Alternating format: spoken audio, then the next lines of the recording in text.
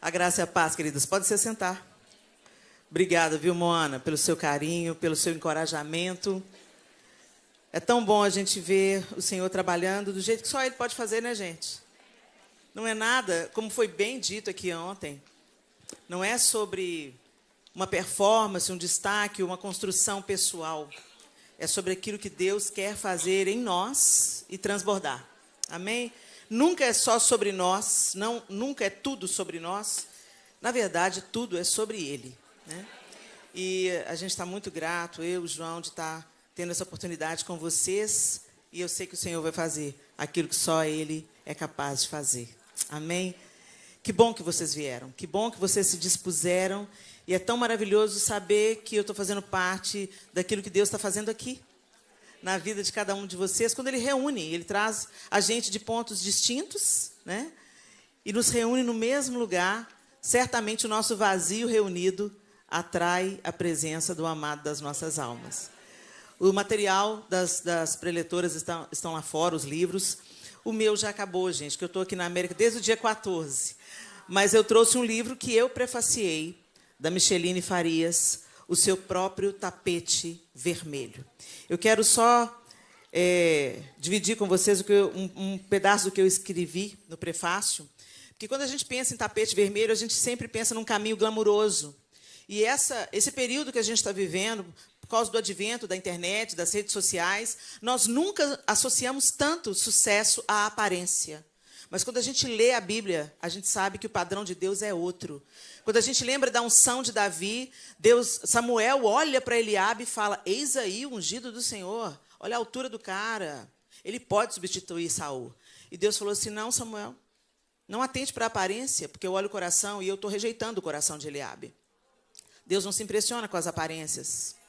O tapete vermelho de Deus é outro, né? E aqui nesse livro eu falei: com leveza e precisão, minha querida amiga Micheline Farias oferece um novo olhar para os red carpets, que a vida nos estende e esmiuça com a mestria de quem estuda o comportamento humano,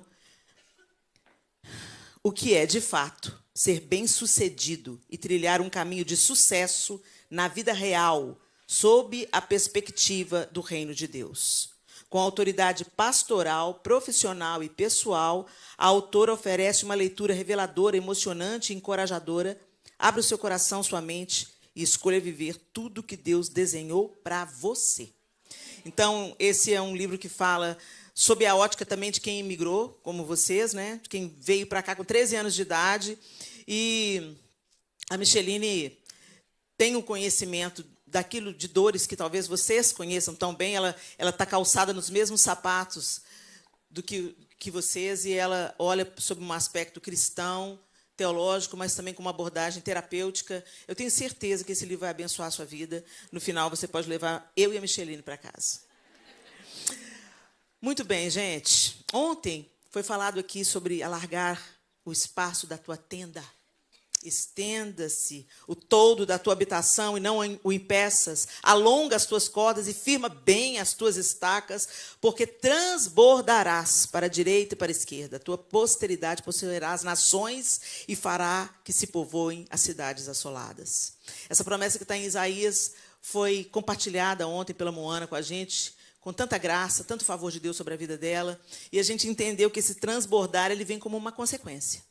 Ele vem como uma consequência de uma série de atitudes, de um novo caminho, né? De perseverança, de obediência. E a gente tem tanto a aprender sobre obediência. Eu queria que você abrisse a sua Bíblia comigo em 1 Samuel, capítulo 15. É tão importante nós obedecermos para nós vivermos o propósito. E hoje também tem um movimento aí falando: o que é propósito? Mas qual que é o meu propósito?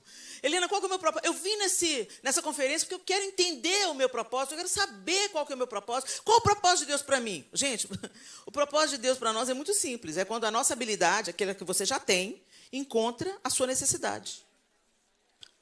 Por que a gente está procurando propósito em coisas extraordinárias? Por que a gente acha que propósito é ter só isso aqui na mão? Por que a gente acha que o propósito é aquilo que dá muitos seguidores no Instagram? Por causa de buscar essas coisas, nós estamos nos desviando do verdadeiro propósito. O diabo sabe como põe a mesa. E sabe como te faz. Para você ser importante, você tem que fazer isso. Para você se destacar, para Deus estar te usando, você tem que estar sendo aprovada. Ô, gente, a mesma multidão que estava gritando, Hosana, que vem em nome do Senhor, no dia seguinte estava gritando, crucifica! A aprovação da multidão não é a aprovação de Deus. Não se engane com isso. Porque tem gente que tem a vida torta e Deus está usando. E que naquele dia, naquele grande dia, eles vão falar, Senhor, em teu nome profetizamos, em teu nome curamos enfermos, expelimos demônios. Nós estamos vivendo, buscando um propósito focado em resultado. Resultado quem dá é Deus. Quem convence o homem da justiça, do pecado, do juízo é o Espírito Santo. Eu não convenço ninguém. O meu papel é anunciar. O meu papel é plantar a semente. O meu papel é esse. Eu não consigo convencer ninguém da justiça, do pecado e do juízo. Eu não posso fazer essa obra. Eu sou incompetente para convencer qualquer pessoa. Se você foi convencido através da minha vida, eu fui só a ferramenta. Quem te convenceu foi o Espírito Santo de Deus. Essa obra é dele. O meu papel, eu fui chamada para amar como fui amada, perdoar como fui perdoada e anunciar as boas novas da salvação. Que o Senhor pode consertar qualquer situação. Ele é todo-poderoso, Ele é suficiente. Se a minha vida não servir para atrair o seu olhar para Cristo, eu falhei. Vocês estão entendendo, gente? Se eu construir, eu posso construir reinos particulares. Eu posso ser admirada e respeitada pelas pessoas. Eu posso ter 1 milhão de seguidores no Instagram e ser reprovada pelo Senhor. Ele continua o mesmo. Por isso que é importante a gente ler a Bíblia. Porque na Bíblia, a verdade confronta a mentira. Todo tempo você está exposto à mentira. A mentira da mídia, a mentira do século, a mentira da moda, a mentira das redes sociais, ou as meias-verdades das ideologias. Mas quando você se expõe à palavra de Deus, conhecereis a verdade vos libertará. A verdade quebra o engano. Gente, ler a Bíblia hoje não é questão de religiosidade. Eu vou dar o check na minha espiritualidade. Ler a Bíblia hoje é questão de sobrevivência. Você só vai discernir entre o que é certo e errado de fato, sob a ótica do céu. Porque as coisas aqui na terra estão tão misturadas, tem tanto mal sendo chamado de bem e bem sendo chamado de mal, que se você ficar só na cantilena desse século, você vai ser enganado. Sabe o que é o espírito do engano? É aquilo que parece verdade. Parece verdade, tem cara de verdade, tem cheiro de verdade, tem tamanho de verdade, tem forma de verdade, mas quando você toca é mentira. E o espírito do engano vai enganar, segundo a palavra, se possível, os próprios eleitos de Deus. Por isso é urgente que a nossa leitura da palavra não seja apenas uma prática devocional religiosa. Seja sede e fome de Deus, querendo mais conhecimento sobre o caráter dele. Quando você conhece o caráter de Deus, você sabe que ele está mais interessado no oculto do que na plataforma. Por isso, Moana, você me fez uma maior palavra de encorajamento. Porque eu não quero ser uma bênção na plataforma. Se eu opero no meu dom, o dom que Deus me deu, eu sou uma bênção na plataforma. Mas eu não quero operar no meu dom apenas. Eu quero ser cheio do Espírito Santo. É isso que eu percebo. Amém, gente? Então vamos parar de buscar o que é aparente, gente. Vamos buscar profundidade. Estende essas raízes para dentro aí. Estende essas raízes, gente. E para a gente afundar essas raízes, a gente tem que se achegar ao Mestre. A gente tem que conhecer o caráter de Jesus. A gente tem que se aproximar e se expor à luz das Escrituras para a gente realmente não engolir qualquer coisa que dizem. Agora, o mote da vez é que nem toda a Escritura é a palavra de Deus. Não escute essa mentira do inferno. Porque começa as narrativas, remove os absolutos e nós ficamos sem nenhuma referência. As Escrituras, mas ela sofreu muitas reformas, teve vários concílios. O Senhor é fiel para zelar pela sua palavra até aqui. Se ficou o que ficou, é o que a gente precisa saber. Então se fundamente nisso. Amém? O Antigo Testamento já passou. Quando Jesus encontrou com os discípulos no caminho de Emaús e foi andando com eles, os olhos foram abertos e ele expunha-lhes as Escrituras. Que Escritura? O Novo Testamento estava sendo escrito. As Escrituras que eles punham nas profecias. A Bíblia é toda de Deus, toda a palavra de Deus. De Gênesis a Apocalipse. O Antigo Testamento anuncia. O Novo Testamento cumpre. E como é lindo, quando você vai conhecendo as Escrituras, você vai vendo que a narrativa, Jesus já estava lá em Gênesis.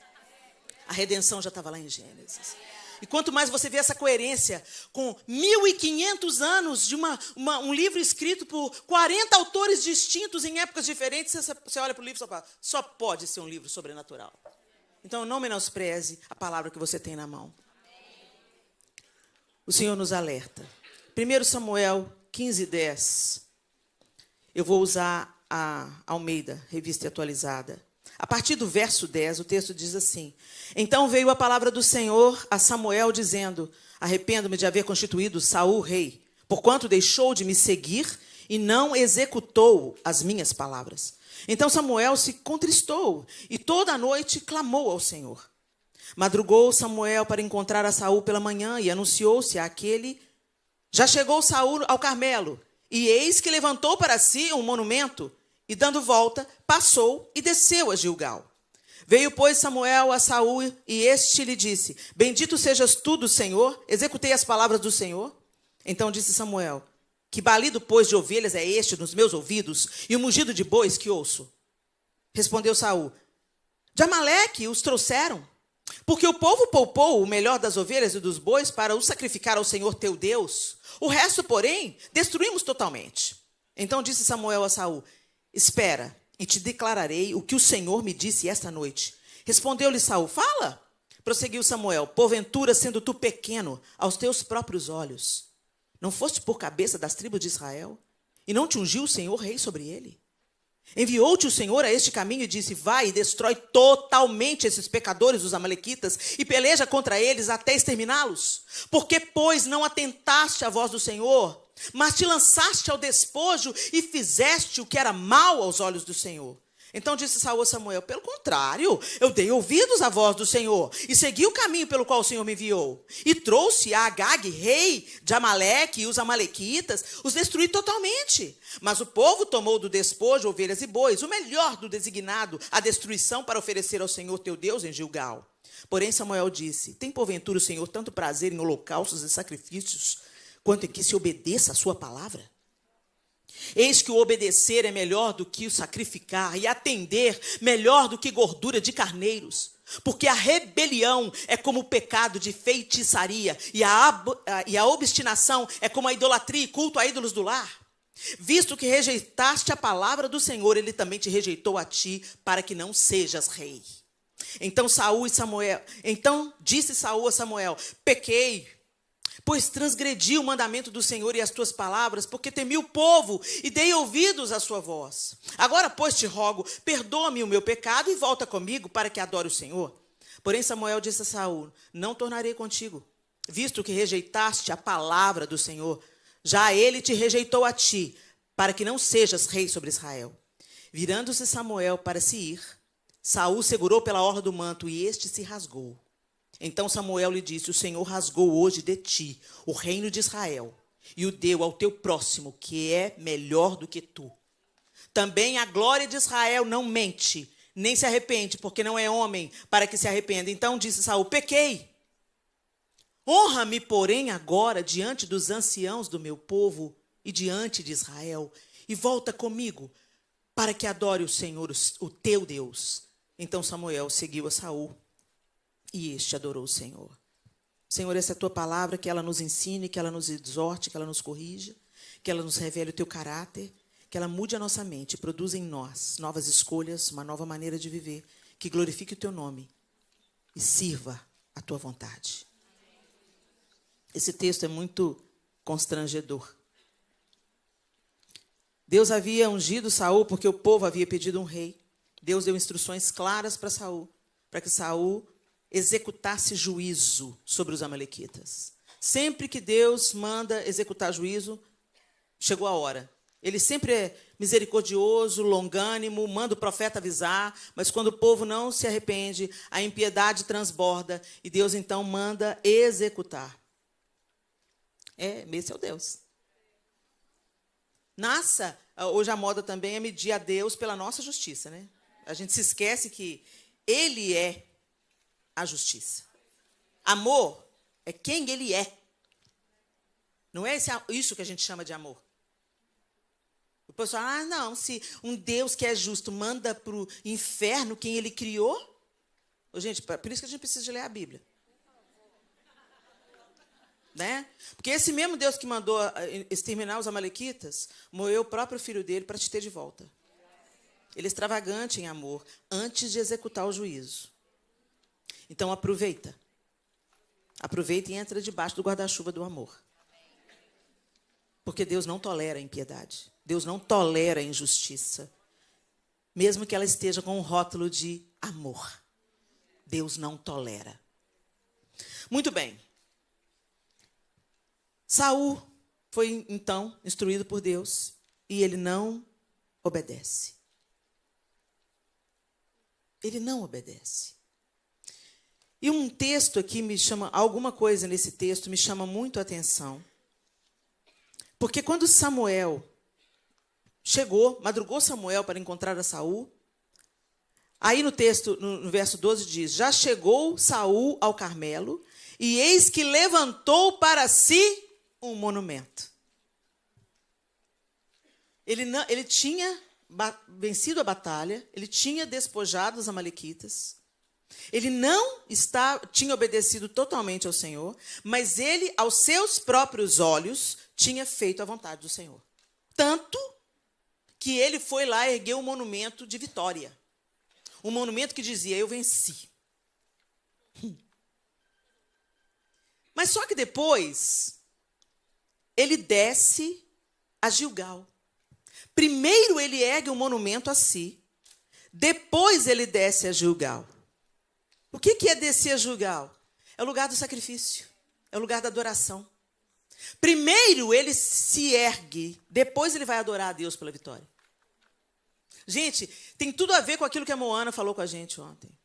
Não adianta você tentar chamar de vontade do Senhor, propósito do Senhor, alguma coisa que você está erguendo para o seu próprio nome. Alguma coisa que você está fazendo, querendo aprovação e visibilidade.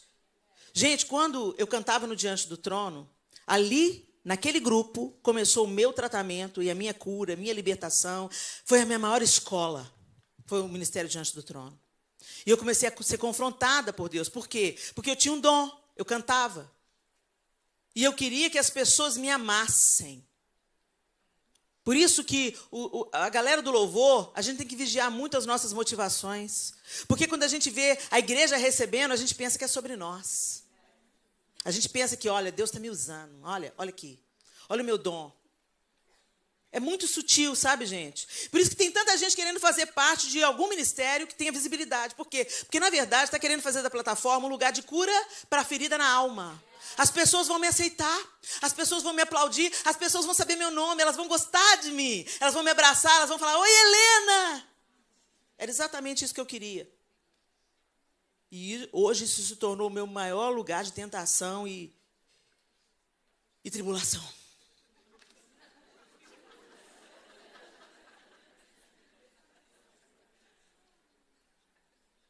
Como eu queria ser querida, como eu queria ser aceita, como eu queria ser aprovada.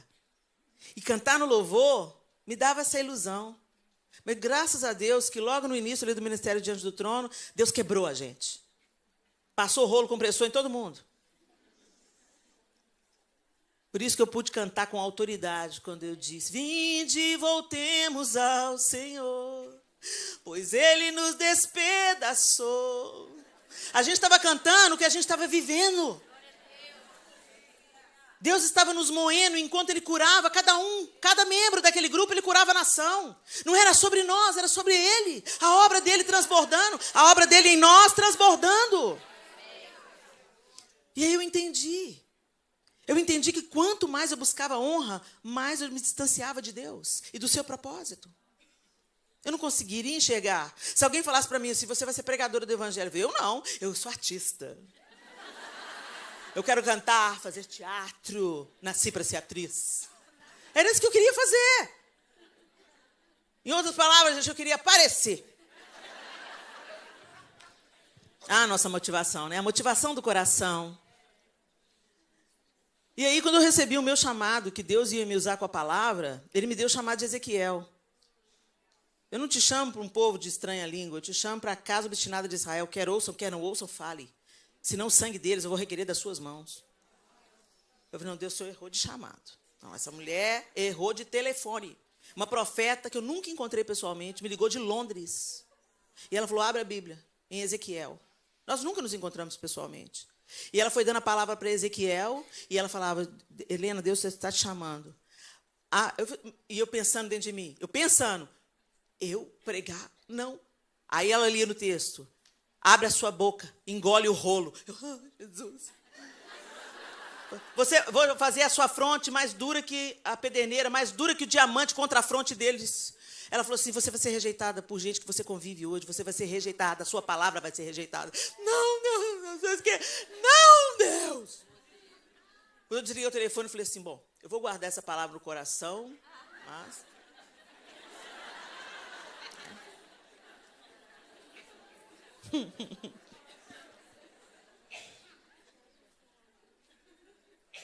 Aí foi. E tá indo até hoje. 10 anos depois. Foi no ano, não foi 10 anos depois, foi um ano que a gente gravou Preciso de Ti. E depois, quando a gente foi gravar Quero Me Apaixonar, eu acho. Deus começou a fazer algo novo, diferente. Esse ano fez 20 anos que eu estou pregando a palavra. Para a glória de Deus. E se tem uma coisa que nesse trajeto eu aprendi, que não é do jeito que a gente quer. É para Ele, sobre Ele, por meio dEle. E eu entendi que estar numa plataforma é a menor parte do trabalho. O ministério, ele não é um lugar de autopromoção. O ministério é um lugar de serviço. Serviço ao próximo. Serviço a Deus. E isso se dá quando eu cozinho para os meus filhos. Isso se dá quando eu arrumo as gavetas. Isso se dá quando eu torno o meu lar um lugar de paz. Isso se dá quando eu visito uma pessoa que está adoentada. Logo que eu saí do diante do trono, Deus não falou, agora eu vou te usar com a palavra. Não, Ele falou assim, sai, porque o seu tempo aqui acabou. Saí. E a pessoa, é para quê? Para nada, Deus não mandou falar nada. Ele falou só a primeira parte, sai. Eu saí, eu obedeci. Aí, uma semana depois que já tinha se oficializado que eu tinha saído, a minha vizinha, porque eu saí, viajei de férias, e no meio das férias, a Ana comunicou a nossa saída. Não foi uma semana depois, não. Então, deve ter sido mais ou menos um mês depois. Foi logo depois que eu voltei para casa das férias, a minha vizinha me chamou para fazer uma visita. E eu falei assim, para quem, Vera? Ela falou assim, não, para uma irmã que evangelizou esse bairro todo. E agora está de cama, com um problema renal muito grave, e ela está em estado terminal. Eu, tá bom, vamos lá fazer a visita para a irmã. Eu pensei, por que a Vera chamou eu para fazer visita? Vamos lá. Chegamos lá na visita, a filha falou assim, a Vera, a gente pode ver sua mãe hoje? Hoje ela não quis comer nada, ela está muito abatida. Eu vou perguntar para ela. Tá bom, vai lá perguntar. A gente não vai demorar, a gente só vai orar por ela. Tá bom, entrou.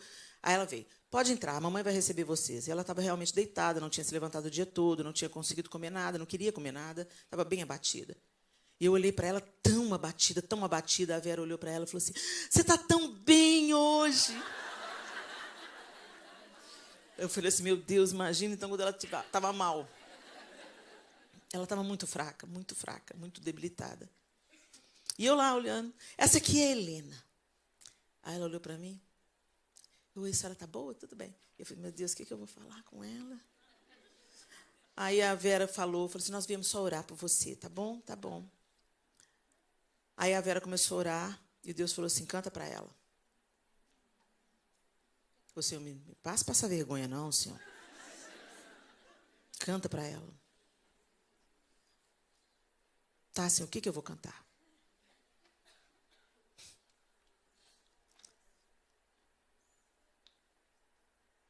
Aí, quando a Vera acabou de orar, eu falei assim, eu posso cantar uma música para a senhora? A Vera regalou o olho, olhou para mim. Ela também olhou para mim. Pode.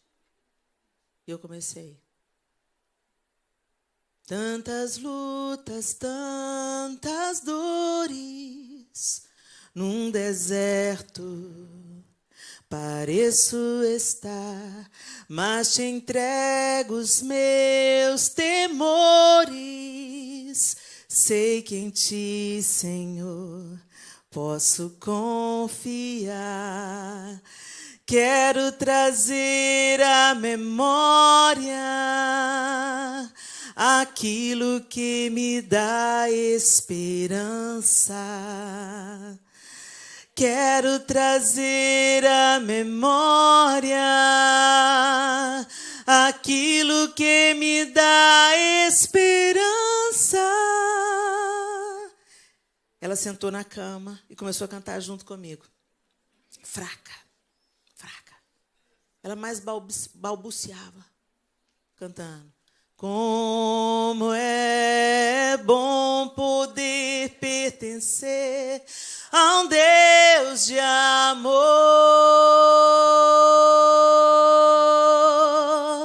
Como é bom poder confiar em tua fidelidade. Eu descanso em ti. Eu espero em ti. Eu te adoro, Deus de amor. O rosto dela mudou. O rosto dela mudou. A Vera ficou feliz, nós liberamos palavras de bênção sobre ela e nós saímos dali e ela chamou a filha dela e pediu alguma coisa para comer. Deus falou comigo naquele dia. Você pode continuar cantando. Cante nos hospitais. Cante para uma amiga convalescendo. Cante para alguém que está sofrendo. Uma vez eu estava com o Miguel no hospital, operou de apendicite, tirou o apêndice, um hospital público. E o médico falou assim, ele tem que andar para ele receber alta. E a gente foi andando, e eu comecei a andar com ele cantando, seja louvado, Senhor e Deus, todos os dias. E eu comecei a andar no corredor, aí uma mulher saiu no corredor, olhou assim. Eu falei, meu Deus, eu estou no hospital cantando, Jesus, estou incomodando os doentes. Parei de cantar, mas tinha muitas mães. Adolescente tem muito apendicite, né? Tinha umas 4 mães no corredor com adolescente. E a gente foi, voltei, fingi demência, passei direto. Quando eu voltei, eu esqueci, comecei a cantar de novo. Ela veio de novo. É você que estava cantando? Eu disse, desculpa, eu te incomodei. Não, canta mais. Canta mais, esse lugar precisa de música. Tem um tanto de gente que quer ser ministro de música, mas não quer cantar onde Deus quer que ele cante. Vamos parar de querer fazer as coisas do jeito que a gente quer. O erro de Saul foi esse. Ele quis fazer do jeito dele. Deus falou, vai fazer isso que eu estou te mandando fazer isso. Mas Saul primeiro temeu o que os homens iam dizer.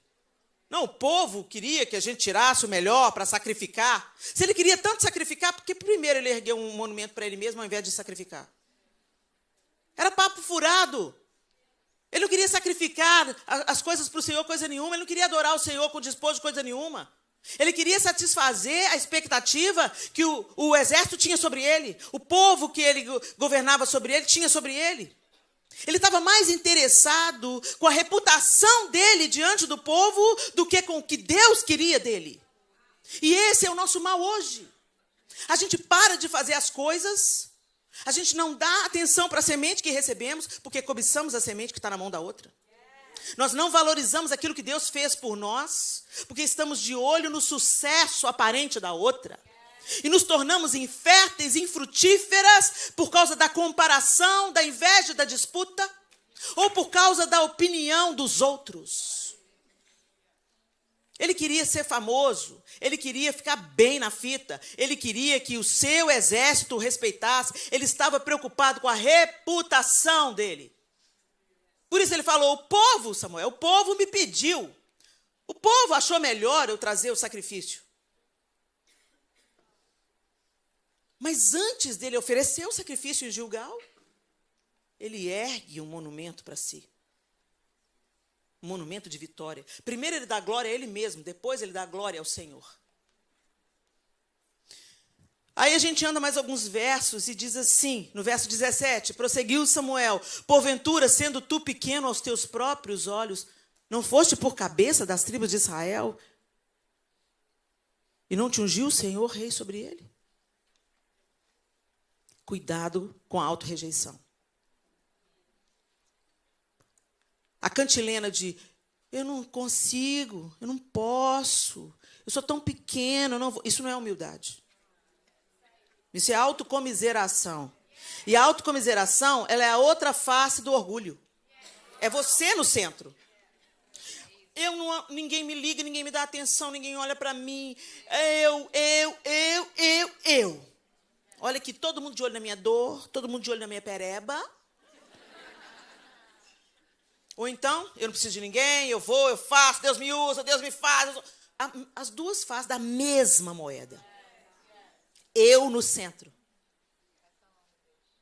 Então tem gente aí que fica, sabe, alisando a sua pereba.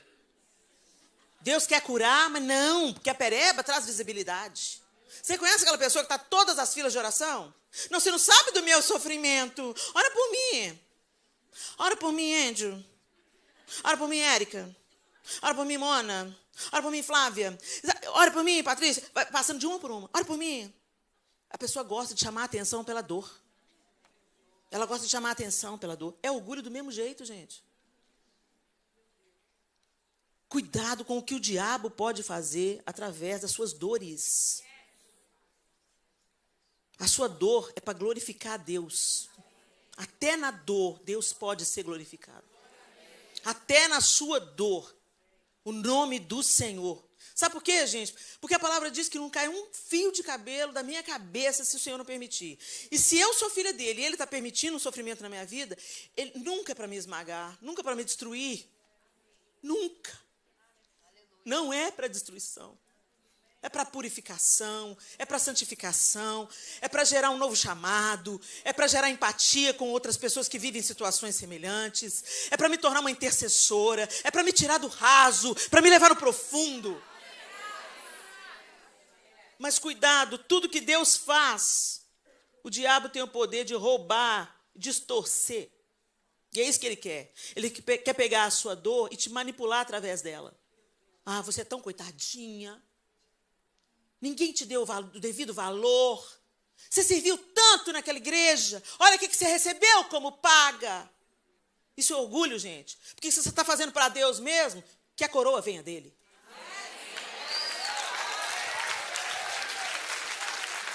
Eu sei que é importante.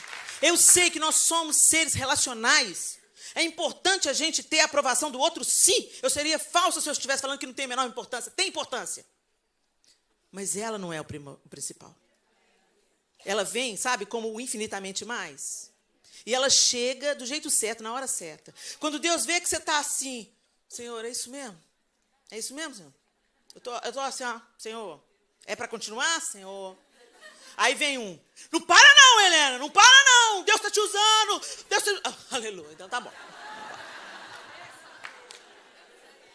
Deus não precisa me dar relatório de nada. Sabe, mas ele tem prazer em de nos fortalecer no dia que a gente está no limite. Ele vem com o refrigério dele. Fala, não, vai mais um pouco, vai mais um pouco. Eu tenho propósito, vai mais um pouco. E uma coisa que eu tenho sempre em mente, ele é digno. Ele é digno. Ele não poupou o seu próprio filho. Jesus não poupou a sua própria vida. Como é que eu posso me poupar? Eu tenho que ter equilíbrio. Eu tenho que ter sensatez, eu tenho que ser obediente, porque Deus manda a gente trabalhar 6, descansar 1. Deus manda a gente descansar. Mas eu não posso ficar me poupando no que tange a... Ai, Deus, hoje eu queria ficar tão quietinha na minha casa, mas tem aquela mulher lá para eu cantar para ela no hospital. Porque, gente, para tocar na banda principal, todo mundo quer. Mas para tocar para as crianças... Sabe no dia do galardão? Sabe o dia do galardão, gente? Por isso que eu experimento um certo nível de tristeza, porque a Bíblia fala assim que quando os homens dão para a gente o galardão, a gratidão e a honra, a gente já recebeu. A gente já recebeu, né? Mas naquele grande dia... Por isso que a palavra diz que muitos primeiros serão últimos, muitos últimos serão primeiros. Eu fico imaginando os músicos, assim, nós tocamos nos cultos, arregaçamos. Aí chega, galera que tocou no culto de criança, passa aqui para frente.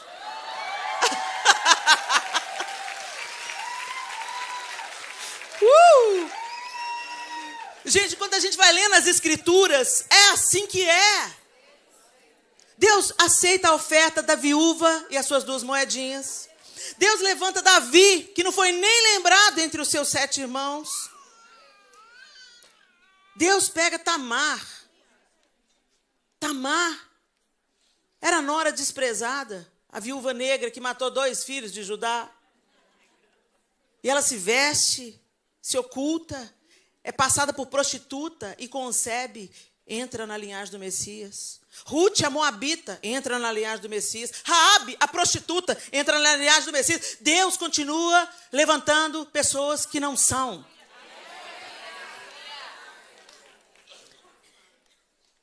Mas toma muito cuidado.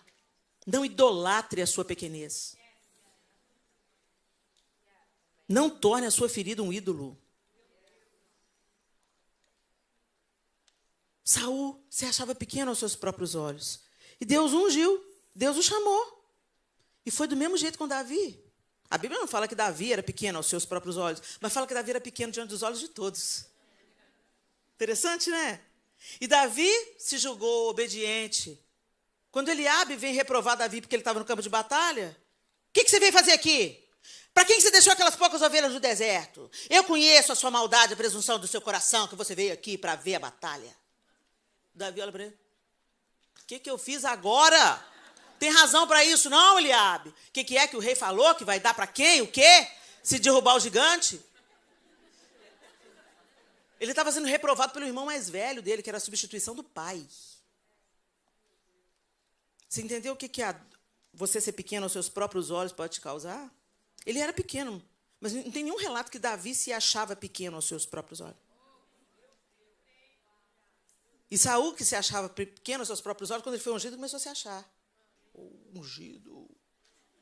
Então agora eu vou fazer do meu jeito. O senhor mandou matar todo mundo? Não. Deixa eu poupar isso aqui. Vou fazer melhor, Senhor. Vou fazer melhor. Vou poupar isso aqui para oferecer sacrifício. Olha como é que eu sou fera. Como nós fazemos isso, né, gente? A gente quer fazer mais do que Deus nos mandou fazer. E, via de regra, quando a gente faz isso, a gente está querendo a aprovação dos outros. Não a aprovação de Deus. A gente está querendo ouvir o que as pessoas têm a dizer a nosso respeito. A gente está querendo o feedback. O Senhor deixa claro nesse texto que o que é mais importante para Ele é a obediência. Porque o contrário de obediência é rebelião. Você pensa que rebelião é tacar fogo, pôr barricada? Gritar? Não. Rebelião é só falar assim, é para fazer isso? Tá bom, eu vou fazer, tá? Isso é rebelião. Quando você não está nem aí. Quando você dá as costas à obediência, isso é rebelião. E a palavra de Deus diz que isso é pior do que o pecado de feitiçaria. E a obstinação pior do que a idolatria. A gente que é evangélico se gaba tanto de não ser idólatra, né? Deixa quieto. Para não render. Isso dá outra pregação. Vamos seguir adiante. E como termina o texto me choca mais. Pequei. Honra-me, porém, agora, diante dos anciãos do meu povo. E diante de Israel. E volta comigo, para que eu adore o Senhor, teu Deus. Olha isso. Ele sabia que Deus tinha cortado ele do reinado. O manto de Samuel se rasgou e Samuel falou assim hoje, o Senhor te separa, o Senhor te rejeita. Ele rasgou você do governo de Israel. E ele fala, pequei. Mas honra-me perante os anciãos. Gente, esse é o pior estado que a gente pode chegar. Esse é o pior estado. Quando as pessoas nos reconhecem, mas Deus já nos rasgou. Quando as pessoas nos aplaudem, mas o Senhor nos reprova. Ele estava preocupado, mais uma vez, com a reputação dele. E quando nós nos preocupamos demasiadamente com a nossa reputação, eu não estou te falando de testemunho, gente. Caráter é quem você é. Reputação é o que as pessoas falam sobre você. É muito diferente isso. Sempre, os mártires da igreja primitiva, eles foram mortos sob acusações políticas. Paulo foi apedrejado em Éfeso porque ele estava prejudicando o comércio. Falando contra a deusa. O povo não queria mais comprar as imagens da deusa. Então, manda Paulo embora. No filme, Paulo, eu achei tão interessante que no filme, Paulo, apóstolo de Cristo, eles colocam como se Nero estivesse acusando Paulo dos incêndios em Roma. É tão interessante, sempre tem uma narrativa para perseguir um cristão. Nós já estamos vivendo a nossa, né? Nós já estamos vivendo a nossa.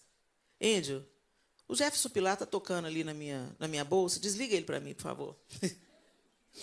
É o alarme, gente. Mas é tão interessante quando a gente se preocupa demasiadamente com os outros. Ele por se preocupar demasiadamente com a opinião dos outros e não com o testemunho ou sobre aquilo que Deus estava falando sobre ele, ele foi seduzido, sugerido por seus soldados para não acabar, porque era bom. Era bom. O rebanho era bom. As ovelhas eram boas. Não, vamos acabar com isso não, gente. Vamos sacrificar o Senhor. E ele estava preocupado. Começa falando sobre isso e termina do mesmo jeito. Toda a repreensão não valeu de nada. Entrou aqui e saiu aqui. Era para ele ter rasgado a roupa dele, caído de joelhos e falado assim, que o Senhor me arranque do trono de Israel, mas que eu não seja arrancado da boa mão do Senhor, da misericórdia do Senhor, da bondade do Senhor, do perdão do Senhor. Ele não estava nem preocupado com aquilo que o Senhor estava falando sobre ele. Ele estava preocupado com o que ele estava perdendo aos olhos das pessoas. Por isso que ele falou, tudo bem, o Senhor me rejeitou. Mas diante das pessoas, diante dos anciãos, diante das autoridades do país, me honre. Gente, esse é um lugar de vulnerabilidade para a gente. Porque tem muita mulher nessa sala. Tem muita mulher, não. Todas vocês têm uma ordem. Ide, fazei discípulos de todas as nações, batizando-os em nome do Pai, do Filho e do Espírito Santo. Fazer discípulo é apresentar o Evangelho, é ensinar o Evangelho, é viver o Evangelho para essa pessoa, é se tornar um referencial para essa pessoa, até ela estar apta para fazer o mesmo por outra. Isso é fazer discípulo. Foi a única ordem que Deus deu. A única ordem que Jesus nos deu, efetivamente, sobre o nosso propósito e chamado é: ide, fazei discípulos, batizando-os em nome do Pai, do Filho e do Espírito Santo. Então, o que você tem na mão hoje que pode fazer discípulos para Jesus? Você cozinha bem? Você sabia que com aquilo que você cozinha, você pode manter missionário no campo missionário? Você faz unha? Uma mulher está presa na sua mão pelo menos 40 minutos. Não dá para ela fugir. E aí, meu bem, como é que você está? Como é que está a sua família? Ah, é? Salão, a boca abre, né? Cabeleireira, você está com a mão na cabeça dela. Oh, Deus, unge, Senhor. Salva, Jesus. Oh, Senhor. Que essa mente seja renovada no teu amor. Não menospreze o que você faz. Pode parecer pequeno aos seus próprios olhos. Pode parecer pequeno aos seus próprios olhos. Gente, não existe semente pequena. Uma semente tem o poder de virar uma floresta. Porque você pode contar dentro de uma laranja, por exemplo, quantas sementes tem. Não pode? Você pode abrir uma laranja, partir a laranja. E ir tirando a semente. 1, 2, 3, umas 8. Né? 8, Helena. Mas você nunca vai saber quantas laranjas tem dentro de uma semente. Não menospreza o que Deus faz com pouco. Com 5 pães e 2 peixinhos, ele alimentou a multidão. Nós é que somos afetados pelo padrão de grandeza. Quem se impressiona com grandeza é Lúcifer. De repente, ser querubim da guarda ungido para cobrir, coberto de pedras preciosas, andando sobre pedras afogueadas. Não bastou. Serei como Deus. E é o que ele sopra para a alma feminina. Hashtag fica a dica. A gente herdou, tá, gente? Por isso que Jesus precisou de entrar na história, porque nós herdamos o pecado. Por isso que nós precisamos de salvação. Veio pelo DNA. Claro que você não vai morrer. Sereis como Deus. E a gente está aí tentando. A gente está aí perseguindo o projeto de poder. A gente quer ser independente. Livre. Gente, a gente nunca viu tanto discurso de liberdade, tanta cadeia. Empoderadas. Eu quero ser empoderada pelo Espírito. Não pelo sistema. Que o Senhor nos ajude. Então eu quero chamar a atenção de vocês. Essa história de Saul não está aqui para preencher página. Ela revela para nós, ela traz para nós os padrões divinos de sucesso. Os padrões divinos de aprovação. E muitas de nós estamos sendo paralisadas por nos compararmos, por querermos satisfazer a expectativa humana de sucesso, por desprezarmos as pequenas sementes. Ah, mas eu vou começar fazendo devocional na internet? Não menospreze o poder da semente. E não é problema seu se vai ter crescimento ou não. Porque o agricultor, ele faz tudo certo. Ele prepara a terra, ele procura a estação apropriada, ele se cobra de informações para escolher a semente certa, ele planta com todo cuidado, ele ara a terra, ele planta a semente, ele espera a chuva, ele faz tudo o que tem que fazer. Mas o que é que garante que a semente vai brotar, gente? Só a natureza faz o processo funcionar. Nossa força, nosso poder, nosso trabalho vai até um certo lugar.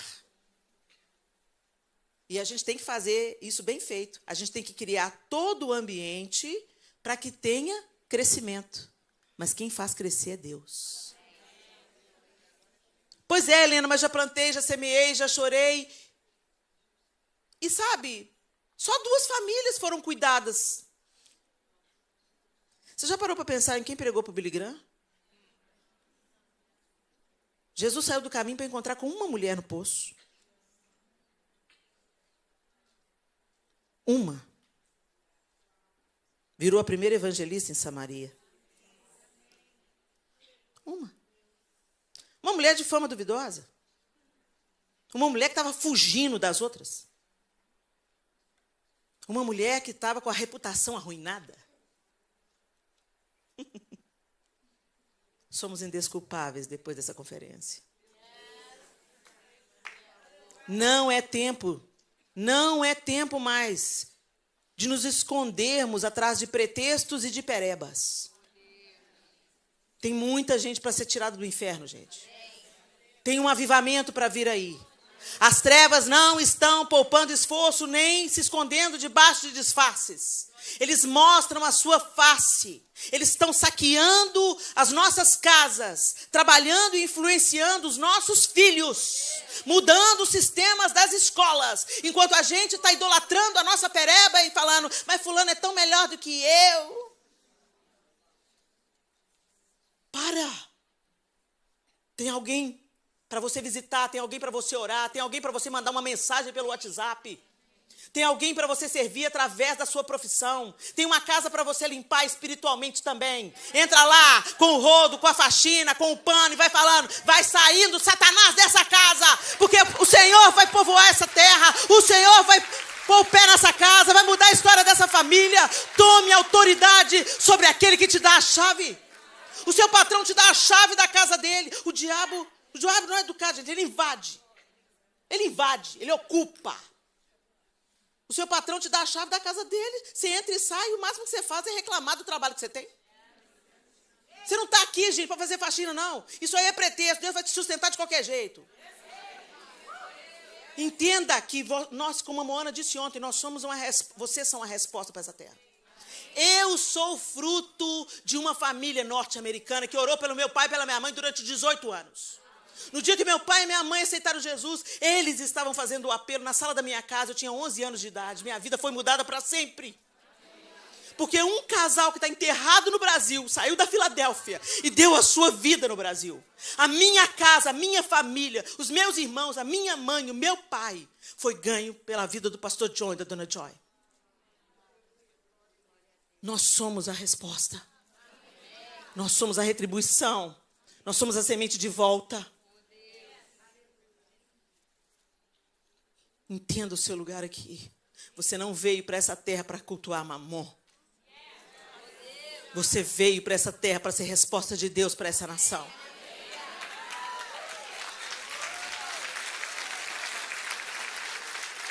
Não se contamine com os deuses da terra. Não se contamine com os deuses da terra. Você veio para ser resposta. Mesmo que se você não tivesse consciência disso, estou te dando a real. Você está aqui por um propósito, uma permissão de Deus. Não sei por quanto tempo. Mas pare de fazer como Saul. Pare de obedecer a Deus parcialmente. Pare de tentar fazer as coisas do jeito que você acha que é melhor. Pare de pensar que você sabe mais do que Deus, o que deve ser feito. Pare de tentar buscar visibilidade, porque isso só vai te cansar. Se achegue à mesa do Senhor, que a mesa dele cura. A mesa do Senhor restaura. A mesa do Senhor te dá vinho e pão. Vinho é alegria.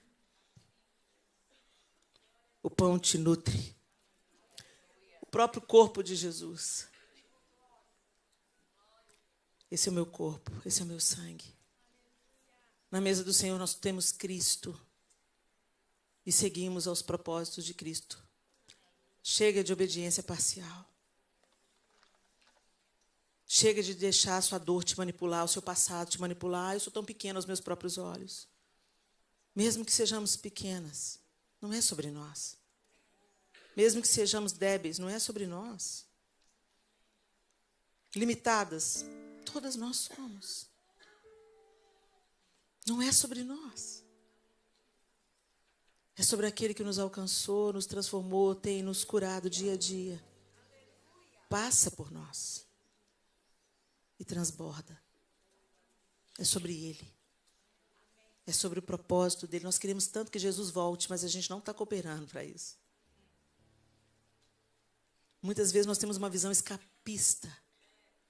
Eu quero que Jesus volte para eu ficar livre da bagaça. Não. Se a gente ficar com a mente do céu, a gente vai falar, espera mais um pouquinho, Jesus. Porque tem mais gente que precisa ser salva. Espera mais um pouquinho, Jesus. Porque tem uma família que ainda precisa se dobrar. Espera mais um pouquinho, Senhor, porque tem algumas nações que ainda não têm a tradução da Bíblia. Espera mais um pouquinho, Senhor. Eu quero muito estar com você, meu noivo. Mas quando a gente quer estar muito com o noivo, a gente também ama o que o noivo ama. Feche os seus olhos.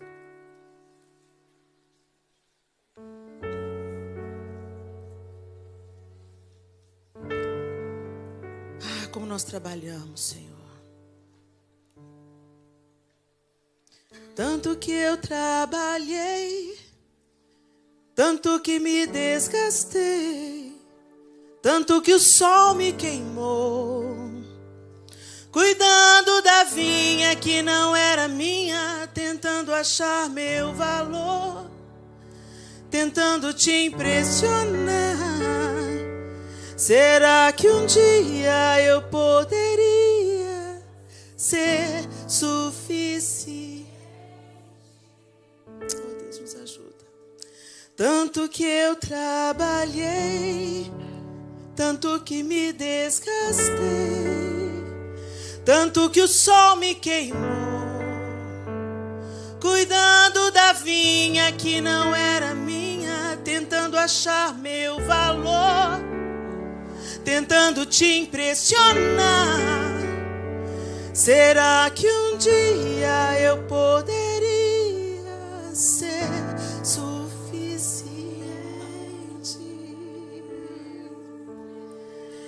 Em casa, na mesa, em meio aos meus irmãos, eu descobri do teu amor.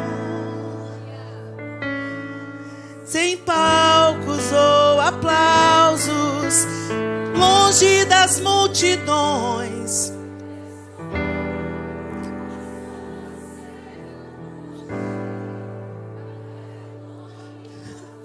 você carrega o nome da família. Me dá cura, a tua mesa cura. Aqui tem vinho e pão. Tem um lugar pra gente. A tua mesa cura, a tua mesa cura. Aqui tem vinho e pão, tem um lugar pra mim. E os meus esforços não compram Deus, os meus esforços. Eu te conheci quando aprendi a descansar. Os meus esforços não compram Deus, os meus esforços não te compram. Eu te quando aprendi a desfrutar, carrego o nome da família. Carrego o nome da família.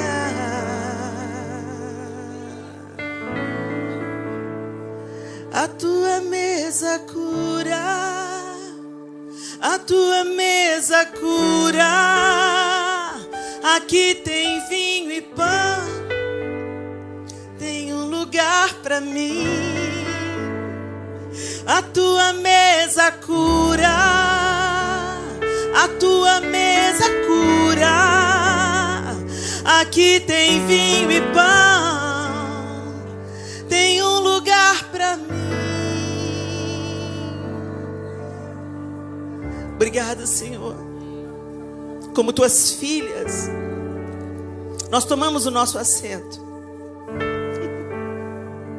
Nós deixamos, Senhor, o desejo de te impressionar, porque os nossos esforços não te compram. Nós deixamos de perseguir, Senhor, aplausos, palcos, multidões, e nos aquietamos à roda da tua mesa. Carregamos o teu nome, Senhor, o nome da família. Carregamos o nome da família e isso é suficiente, Senhor. Faz em nós ali no nosso quarto, faz em nós ali na comunhão, assentados à mesa com o Senhor. E aí então, Senhor, transborda segundo o teu querer e nos ajude a obedecer totalmente, plenamente, absolutamente. Que a gente não se perca preocupados com resultados, mas que a gente seja movido pelo teu amor, pela tua compaixão, pelo teu agir, pela tua vontade.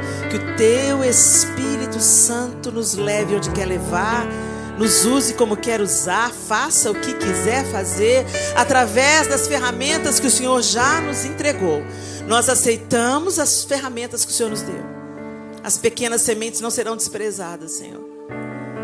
Nós não seremos manipulados por nos acharmos pequenos aos meus próprios olhos.